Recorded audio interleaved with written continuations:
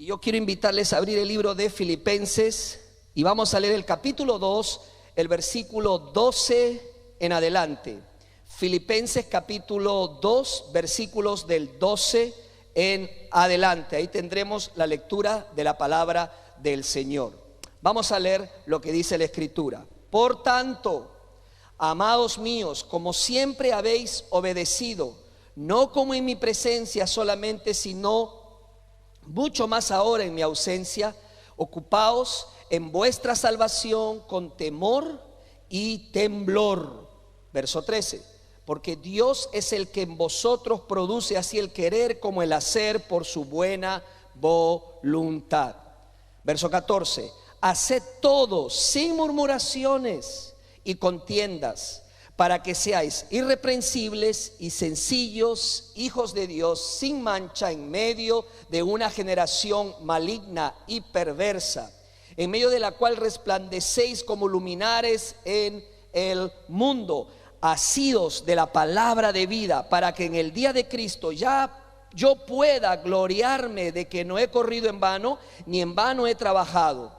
Y aunque sea derramado en libación sobre el sacrificio y servicio de vuestra fe, me gozo. Y que dice, regocijo con todos vosotros. Y asimismo, gozaos y regocijaos también vosotros conmigo. Que el Señor añada bendición a su palabra. ¿Qué les parece si oramos? Amantísimo Padre Celestial, gracias te damos, Señor, porque esta palabra es bendita, nos habla, nos restaura, nos anima, nos levanta, nos corrige, nos impulsa hacia adelante. Usa este vaso de barro, Señor, para la gloria y la honra de tu nombre. Te lo pido en el nombre de Cristo Jesús. Amén y amén.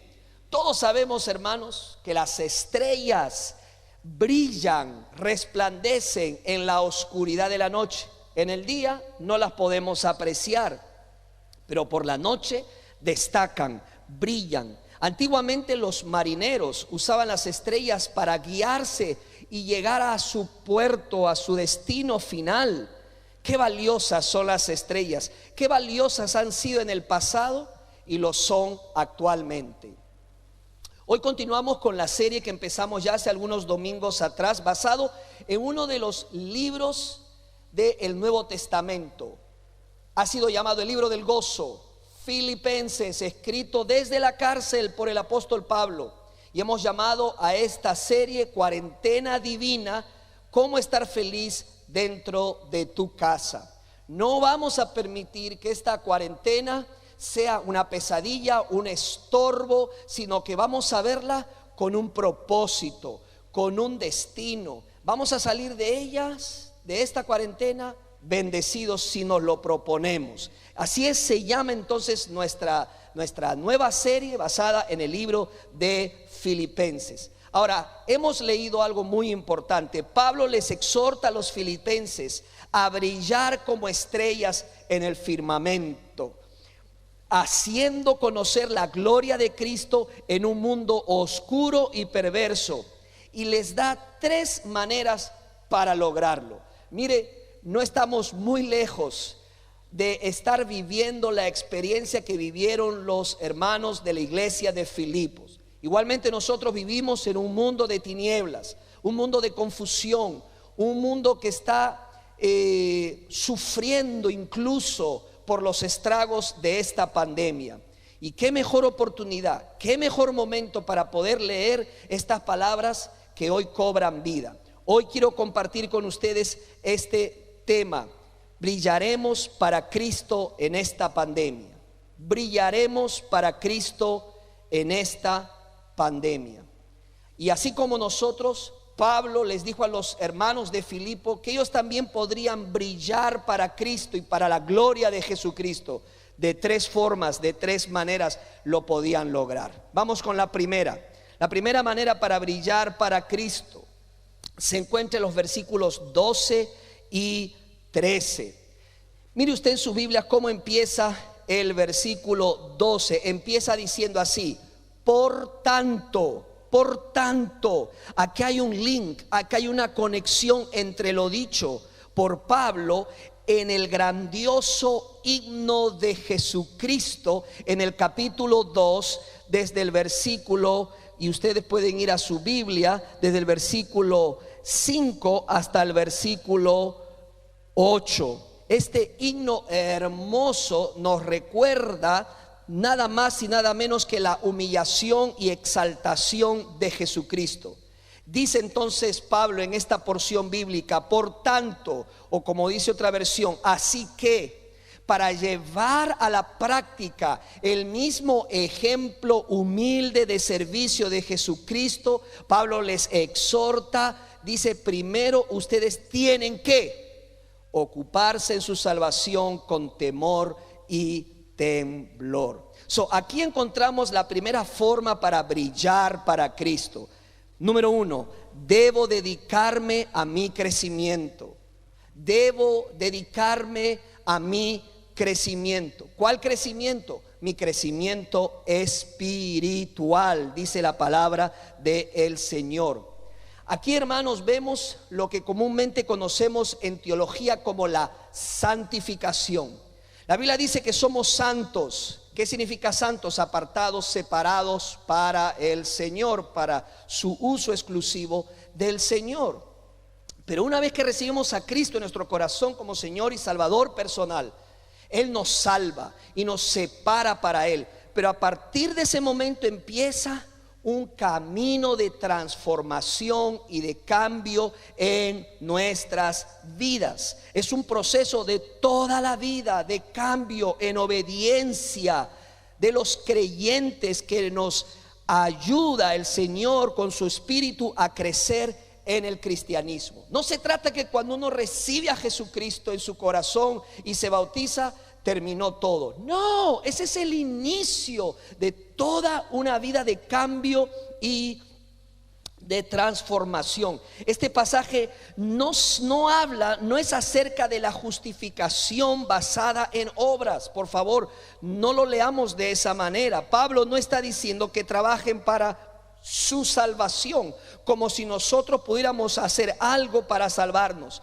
Hermano, hermana, amigo, amiga, nosotros no podemos ganar nuestra propia salvación.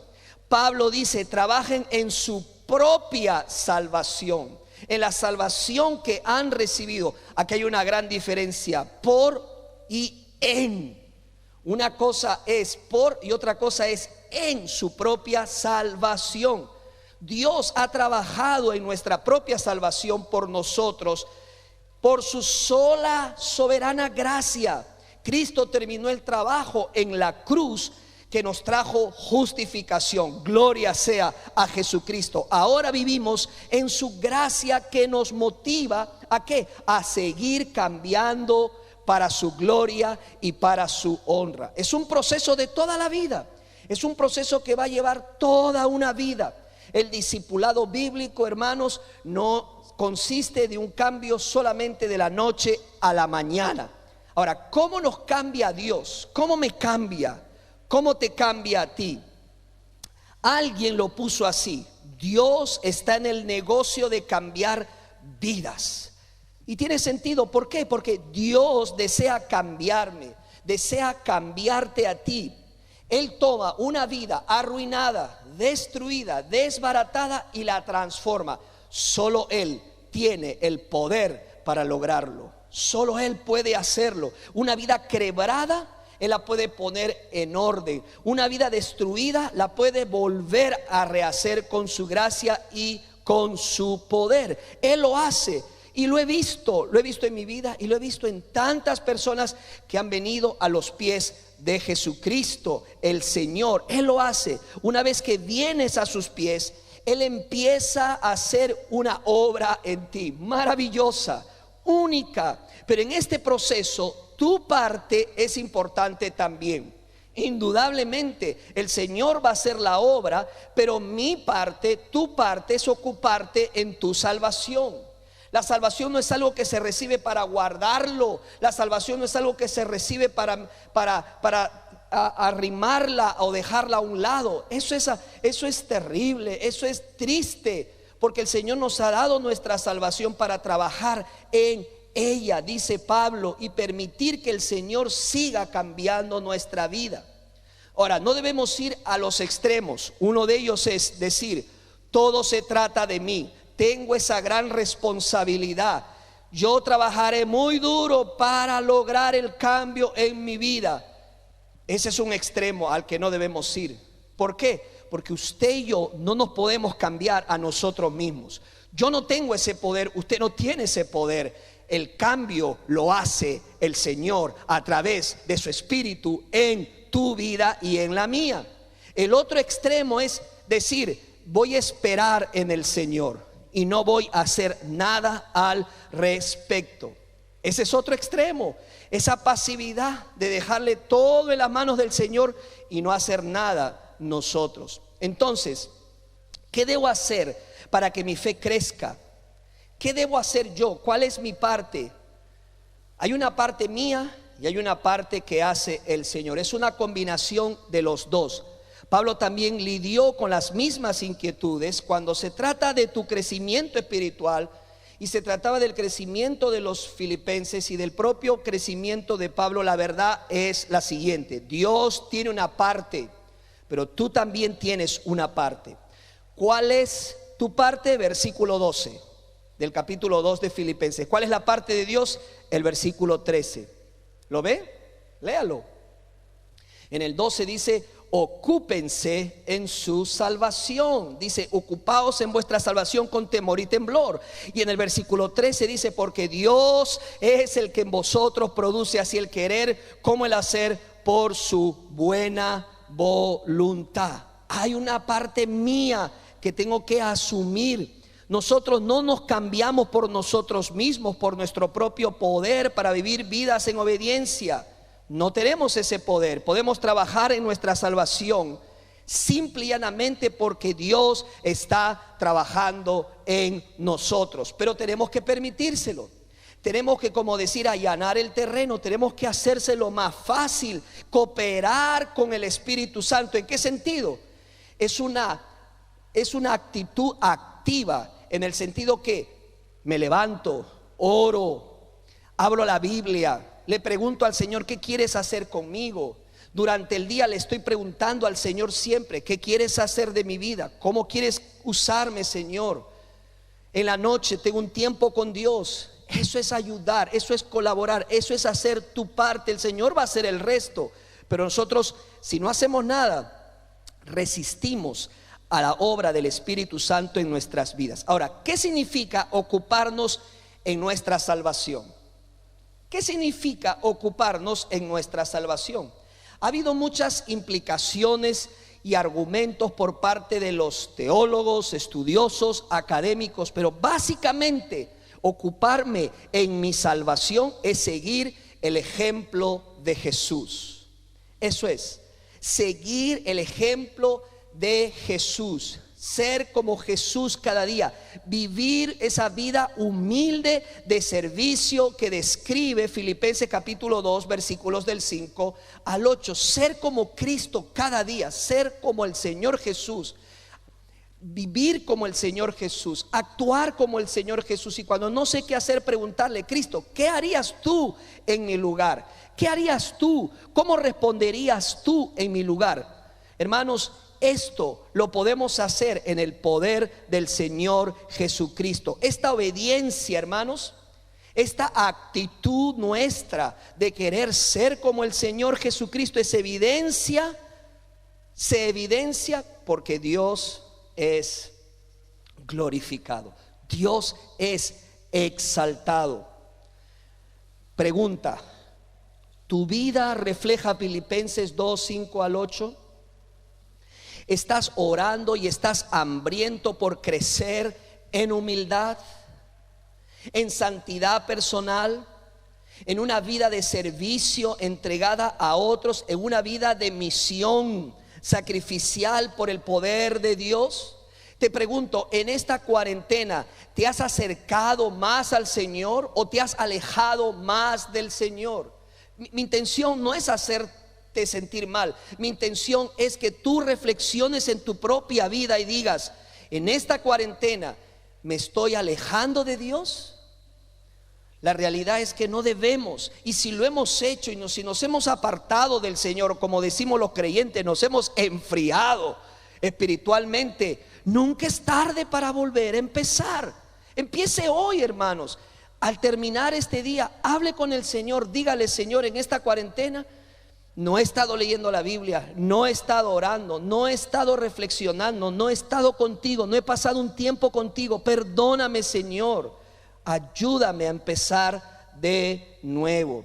¿Te sientes que estás estancado en tu vida espiritual?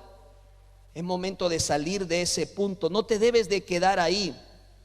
Si has estado activo, si has estado buscando del Señor, gloria a Dios, síguelo haciendo.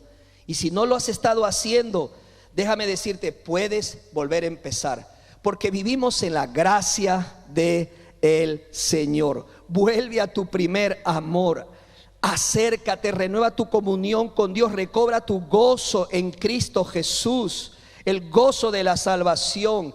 Dile: Señor, ayúdame a volver a empezar. Quiero brillar para Cristo en este mundo, para que otros le conozcan y lo adoren. Eso es lo que dijo Jesucristo, y eso es lo que nos encargó el Señor Jesucristo. Dice Mateo capítulo 5, versículos 14 al 16. Vaya conmigo a Mateo capítulo 5, versículos 14 al 16. Poderoso mensaje de Jesús que nos deja a cada uno de nosotros. Dice así la palabra del Señor: ustedes son la luz del mundo.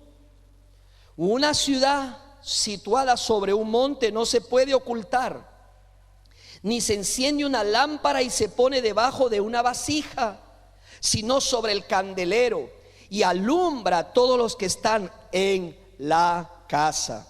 Así brille la luz de ustedes delante de los hombres, para que vean sus buenas acciones y glorifiquen a su Padre que está en los cielos. Wow, ¿vio lo que está leyendo? Jesús nos dice: ustedes son la luz del mundo. ¿Por qué? Porque tenemos el Espíritu Santo, el Espíritu de Cristo en nosotros, para brillar con la luz de Jesús. Él dice: no tiene sentido, si hay una ciudad asentada sobre un monte, ella no se puede ocultar, menos si se enciende una lámpara y se pone debajo de una vasija. No, antiguamente no había electricidad, las casas eran iluminadas con candeleros que se encendían y alumbraba la casa y a todos los que estaban en ella. Mira lo que dice Jesús: así brille la luz de ustedes delante de los hombres, para que vean sus buenas acciones y que hagan. No me glorifiquen a mí, no lo glorifiquen a usted, glorifiquen a su Padre que está en los cielos. Hermanos, nuestra meta en el crecimiento espiritual, nuestra meta en el discipulado cristiano, es que a través de tu vida y de mi vida, Dios sea glorificado. Que la gente me pueda ver y pueda decir: alguien está cambiando esta persona. Quiero en mi vida lo que esa persona tiene, porque ven en ti y en mí la mano poderosa del Señor. Ahora, claro está, vivimos en un mundo donde todo es instantáneo. Café instantáneo, a los que les gusta el café, ¿verdad? Café instantáneo, comida instantánea, todo es instantáneo. Pero déjame decirte algo: el crecimiento espiritual no lo es. Desearíamos encontrar un camino corto, un shortcut, ¿verdad? O alguna dieta para crecer espiritualmente ya, pero no funciona de esa manera. Seguir los pasos de Jesús requiere tomar nuestra cruz diariamente y todos los días de nuestras vidas.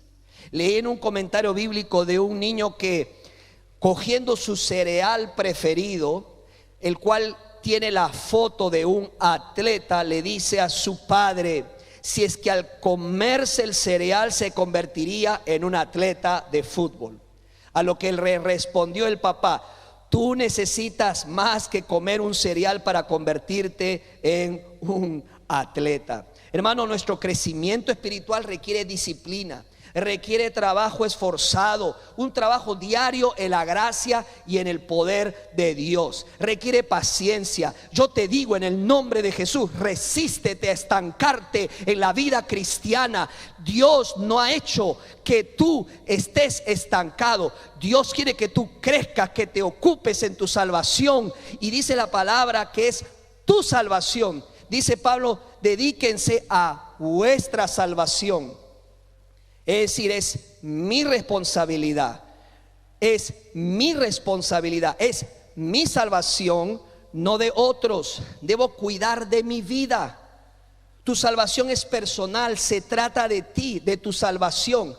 A nadie más le pertenece, no puedes heredarla, es personal. No es la salvación de tu padre, de tu madre o de tu familia, es tuya por creer en Jesucristo y recibirlo como tu Señor y Salvador personal. De nadie más. Tú y solo tú debes venir a los pies de Jesús, si no lo has hecho, y aceptar el sacrificio que hizo por ti en la cruz.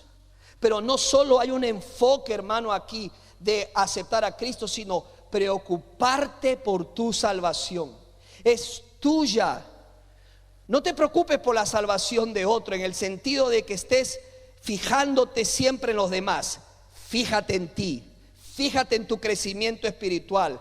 Ahora que estamos en esta pandemia y estamos enfrentando estas cuarentenas, a veces tenemos la tendencia de poner nuestra mirada en el otro, en la esposa, en el esposo, en los hijos, y criticarlos. No hagamos eso. Cambiemos nosotros, crezcamos nosotros, responsabilicémonos por nuestro propio crecimiento espiritual.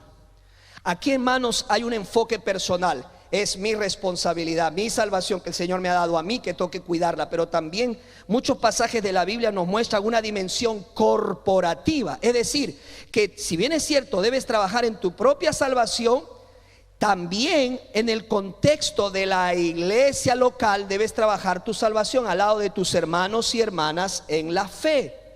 Esa es una realidad en nuestras vidas que tenemos que tener en cuenta. Pero además dice Pablo, ocúpense su salvación con temor. ¿Y qué más? Temblor. Aquí no se trata de convulsionar, hermanos. No tiene nada que ver con convulsionar, sino que cuando la Biblia dice temor y temblor, está hablando de una conciencia de que estamos caminando bajo el temor y la presencia de Dios. Déjame decirte algo, escúchame. Tú y yo vivimos todos los días bajo el temor y de la presencia de nuestro Señor. En otras palabras, cada paso que damos, cada cosa que hacemos, cada cosa, cada palabra que decimos, no nos olvidemos que estamos siendo observados bajo la presencia de nuestro Señor. Así que, hermano, qué importante es la iglesia y qué importantes son los hermanos y hermanas. Por eso es que usted necesita una iglesia local donde congregarse. Usted, cuando termine esta pandemia y empiecen a abrirse las iglesias, corra, vuelva, congréguese, porque la Biblia dice, no dejen de congregarse como algunos tienen por costumbre. La iglesia local jamás será reemplazada por ninguna otra manera, ninguna otra forma. Mucha gente puede decir ahora, yo me quedo en casa y veo a través de las redes sociales una prédica, un estudio. Amén, que usted vea lo que quiera ver, pero jamás eso reemplazará el congregarse, el reunirse, el venir y estar físicamente en la casa del Señor, en el templo con sus hermanos y hermanas. Hay más de 30 mandamientos que solamente se pueden cumplir estando aquí en la iglesia, estando allá en su iglesia local. Pero además el versículo 13 dice, Pablo interesantemente dice, porque Dios es el que en vosotros produce así el querer como el hacer por su buena voluntad. Hermanos, siguiendo este imperativo fuerte de Pablo de ocuparnos en nuestra salvación, con este versículo nos da esa palabra de ánimo que nos conforta, nos anima, recordándole a los filisteos y a nosotros también que están siendo llamados a obedecer, no en su propio poder. Al contrario, podrán crecer con el poder de Dios que produce tanto el querer como el hacer para su buen propósito, como dice la Escritura. ¿Se da cuenta? Aún ese crecimiento espiritual está basado, sujeto ¿a qué? Al poder de Dios. En otras palabras, yo puedo crecer y debo crecer espiritualmente porque el poder del Señor está dentro de mí y Él pone ese querer y el hacer. Usted me puede decir: yo no he tenido ganas de leer la Biblia, pastor, no he tenido ganas de orar, no he tenido ganas de conectarme con mi clase de escuela dominical, llamar a mi maestro, conversar con usted. No siento. Déjeme decir algo: no es que no sienta, el Señor ha puesto ese querer y siempre pone ese querer de hacer su voluntad. Lo que no hemos querido es escuchar la voz del Señor. Tenemos que ser sensibles otra vez a la voz del Señor que nos dice: vengan a mí. Y tengan la confianza que pueden crecer porque el poder mío está en sus vidas para lograrlo. Si el Señor no edifica la casa, en vano trabajan los que la edifican. ¿Lo leyó? Déjeme ir nuevamente a la cita bíblica porque quiero leerlo con usted exactamente como aparece en esta porción bíblica. Déjeme un minutito. Amén. Dice la Escritura. Ok, Salmos, corrijo aquí, Salmos 127:1. Dice Salmos 127:1: si Jehová no edificare la casa, en vano trabajan los que la edifican. En vano, dice la Escritura. Si Jehová no guardare la ciudad, en vano vela la guardia. Salmo 127:1.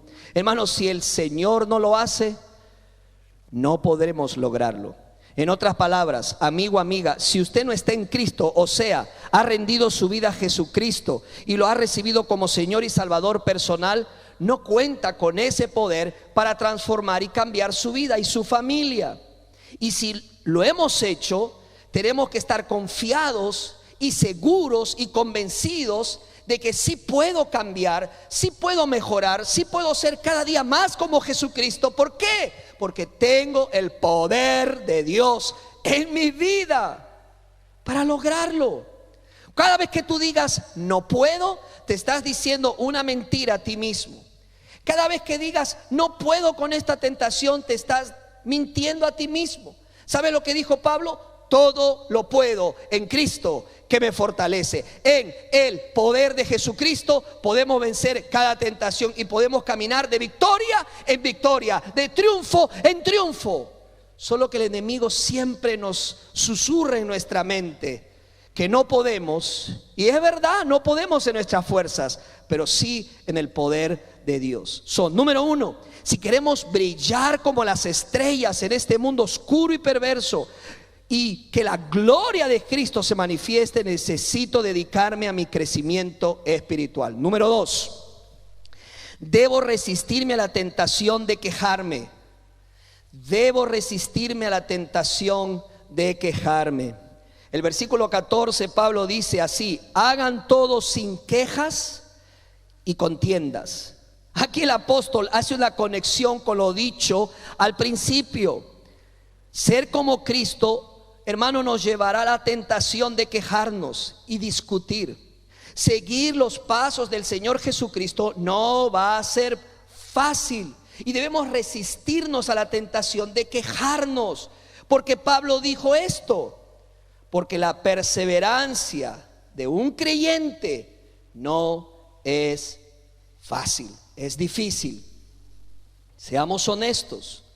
Jesús nos dijo, en el mundo tendrán aflicción y problemas. Seguir a Cristo no es fácil, pero no seguirlo es nuestra perdición. ¿Qué prefiere? Pablo les dijo, sé que es difícil, pero no pueden permitirse quejarse y discutir. El discipulado, hermanos, es un camino difícil, no es fácil.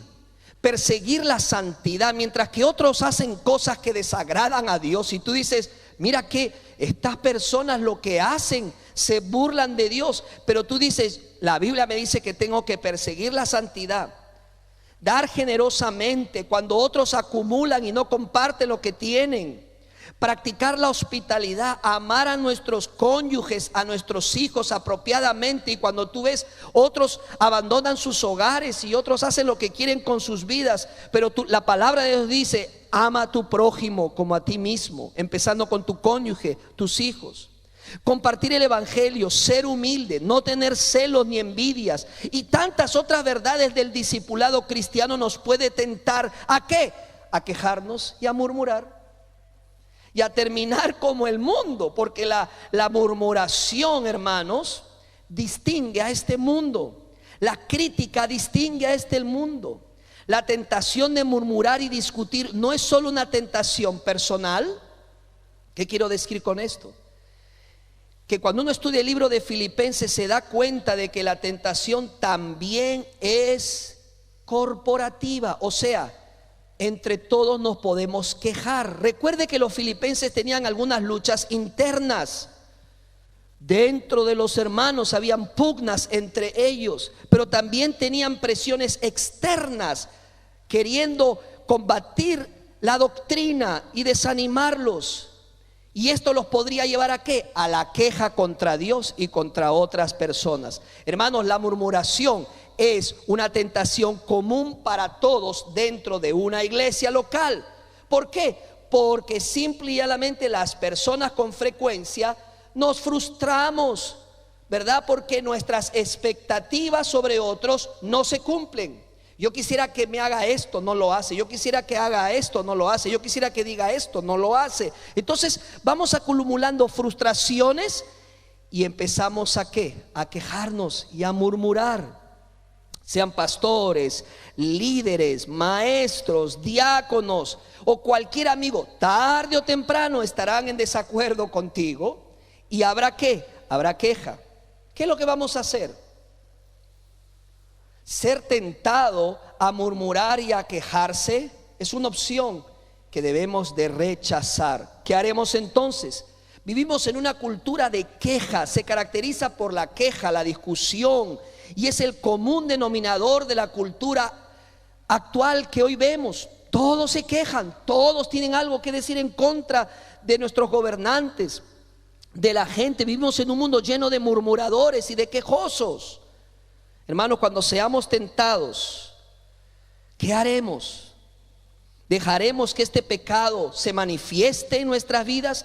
¿O recordaremos este verso que dice, háganlo todo? ¿Escuchó?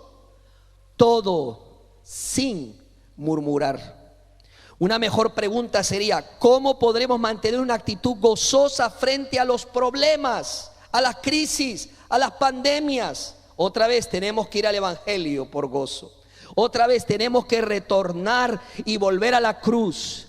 Hermanos, seamos honestos, nos va mucho mejor de lo que merecemos. Por lo que Cristo hizo en la cruz tenemos más de lo que merecemos. Estamos muy bendecidos. Por favor, tenemos que aprender todos a erradicar la queja, a rechazar la queja en nuestros corazones y en nuestras bocas. Te voy a dar dos razones que Pablo dio. La primera, la queja ofende a Dios. La queja y la murmuración es un pecado atroz ante los ojos del Señor. No lo haga, no lo hagamos. Cada vez que seamos tentados, rechacemos la tentación y el pecado de la murmuración. Pero también la segunda razón poderosa para no quejarnos es que destruye nuestro testimonio. Destruye nuestro testimonio. Entonces, pastor, ¿qué hacemos? Reemplacemos la queja por la gratitud.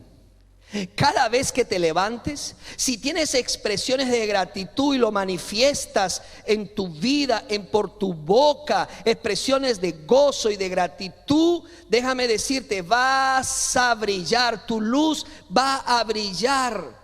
Podemos hacer una diferencia en las vidas de las personas que están a nuestro lado. Sí, escucha, simplemente por obedecer este pasaje bíblico de no murmurar, no quejarnos. ¿Quieres ser de bendición en esta pandemia? ¿Quieres brillar en esta pandemia? Obedece este pasaje bíblico. No murmuraré, no me quejaré. Hermanos, tenemos suficientes razones para dar gracias a Dios. ¿Sabe lo que dice este pasaje en el versículo 15? Dice, para que seáis irreprensibles, si no murmuran y no hacen contienda y conflicto, serán irreprensibles, sencillos, hijos de Dios. Acá tienes una razón para estar agradecido. Eres hija de Dios. Soy hijo de Dios. No merezco ser hijo de Dios. No mereces ser hija de Dios. Hemos sido adoptados simple y llanamente por nuestro Padre Celestial. Pero eso es lo que somos como creyentes, sus hijos e hijas. Nuestro Padre nos ama, nos cuida, nos protege, nos sustenta, nos provee, nos sana. Entonces, que tu conversación o lo que pongas en las redes sociales o cuando cojas ese celular y hables, tu conversación esté saturada y llena de gratitud. De gratitud. Colosenses capítulo 4 versículo 6 dice: que su conversación sea siempre con gracia, sazonada como con sal, para que sepan cómo deben responder a cada persona. Es decir, que nuestro hablar sea diferente a la del mundo. En vez de murmurar y quejarse, Pablo los exhorta a los hermanos a mantener en alto la palabra de vida. En el versículo 16 dice: asíos de la palabra de vida, para que en el día de Cristo yo pueda gloriarme de que no he corrido en vano, ni en vano he trabajado. En vez de quejarnos y murmurar, ¿qué tenemos que hacer? Proclamar la palabra de Dios. Proclamar lo que está escrito aquí. Hermanos, esta es la espada del Espíritu. La palabra de Dios misma nos dice que nuestra boca esté llena de la palabra del Señor. Pero cuando no leo la Biblia, no la tengo en mi mente, no la repaso, no la estudio, ¿qué va a salir de nuestras bocas? ¿Qué es lo que el Espíritu Santo va a usar si dentro de ti no hay palabra de Dios, palabra de vida? Y es palabra de vida porque es fuente de vida que vivifica. Este libro tiene vida. Predícalo, enséñalo, compártelo, dáselo a los demás. Eso es lo que debe caracterizar. Hermanos, vivimos en un tiempo de pandemia, en un tiempo de zozobra. La gente está angustiada, la gente está temerosa que se vaya a contagiar, que se vaya a morir, que le vaya a pasar algo. Hermano, tú y yo conocemos la verdad. Tú y yo sabemos la solución para el temor y la desconfianza que está puesta solamente en el Señor Jesucristo. ¿Cómo no nos vamos a callar? ¿Y cómo vamos a perder nuestro tiempo murmurando y quejándonos cuando hay tanto que decir, tanta cosa positiva que hablar, tanta palabra que anime, no que destruya, que levante, no que destruya? La palabra de el Señor es fuente de vida. Así que si quiero brillar como las estrellas para la gloria de Cristo, 1, debo dedicarme a mi crecimiento espiritual. 2, debo resistirme a la tentación de quejarme. Y 3, por último, viviré sirviendo con sacrificio. Viviré sirviendo con sacrificio. Eso lo encontramos en el versículo 17 y 18. Versículo 17 dice: aunque sea derramado en libación sobre el sacrificio y servicio de vuestra fe, me gozo. Hermanos, aquí Pablo cambia la figura, ¿lo ve? Primero está hablando de un trabajador y de un corredor, como ha sido él, para ahora convertirse en una ofrenda sacrificial. Está hablando de dar su propia vida en sacrificio. Pablo ama a esta iglesia ama a Pablo, pero ¿sabes qué hace Pablo? Le da ese ejemplo de sacrificio y de servicio como una ofrenda, dice, líquida, derramada por ellos. Pero le urge, les reta a copiar su ejemplo poniendo sus vidas al servicio y regocijo con él. En otras palabras, aquí Pablo le da a la iglesia y a nosotros una hermosa figura de lo que es regocijarte a través de los tiempos de prueba. ¿Cómo puedo estar con gozo? ¿Cómo puedo tener esa felicidad y esa alegría en medio de esta pandemia que a veces nos pone quizás estresados? ¿Cómo podemos gozarnos nosotros también como Pablo se estaba gozando en medio de la cárcel? ¿Qué puede traer gozo a nuestro corazón? ¿Cómo podemos cruzar esta pandemia con gozo? La respuesta, hermanos, es muy simple. La respuesta es: Jesús es el Señor. Jesús, completamente Jesús, ha hecho un trabajo de salvación en mi vida, en tu vida. ¿Por qué? Porque Cristo pagó por nuestros pecados. En Jesús y a través de Jesús tenemos más de lo que merecemos. Yo te digo algo en el nombre de Jesús: arraiga tu gozo en Jesucristo. Que la razón y motivo de tu gozo esté en Jesús, porque solo Jesús, solo Él puede darte verdadero gozo. Pablo estaba gozoso porque tenía a Cristo y porque quería conocerlo cada día más. ¿Cómo vivir a la luz de las verdades, hermanos, del himno glorioso de Cristo en Filipenses capítulo 2, versículos del 6 al 11, y brillar en medio de esta pandemia?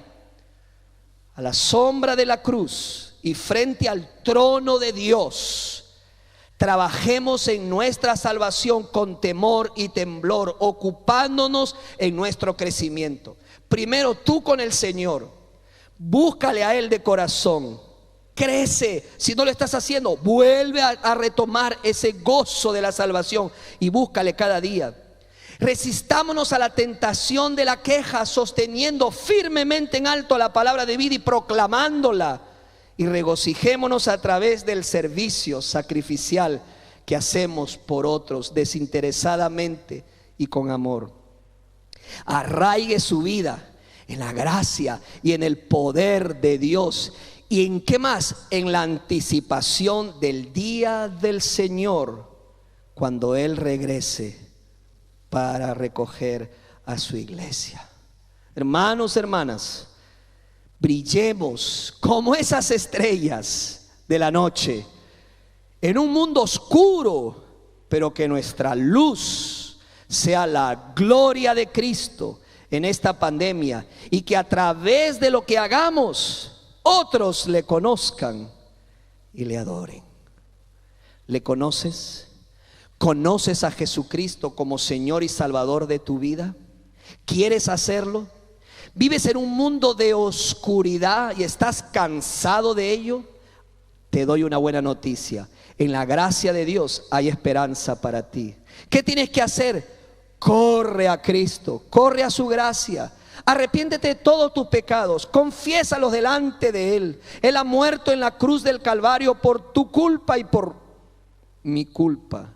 Él pagó el castigo de nuestros pecados. Dice la Biblia que Él se entregó por amor a nosotros y murió, pagando así el precio que nosotros merecíamos, y lo hizo con su sangre bendita.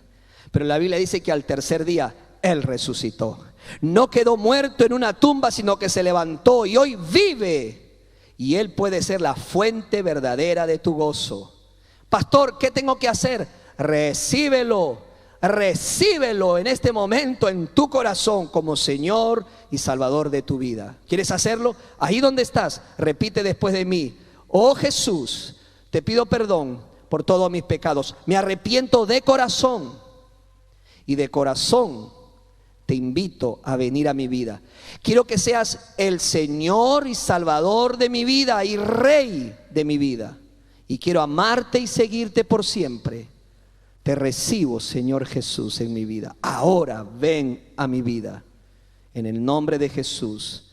Amén y amén. Si has hecho esta decisión, por favor, déjanos saber. Con gusto vamos a orar por ti y vamos a ayudarte en tu crecimiento espiritual. Gloria sea nuestro Dios, hermanos. Y damos gloria a Dios por su palabra un domingo más. Sea la gloria y la honra a Él.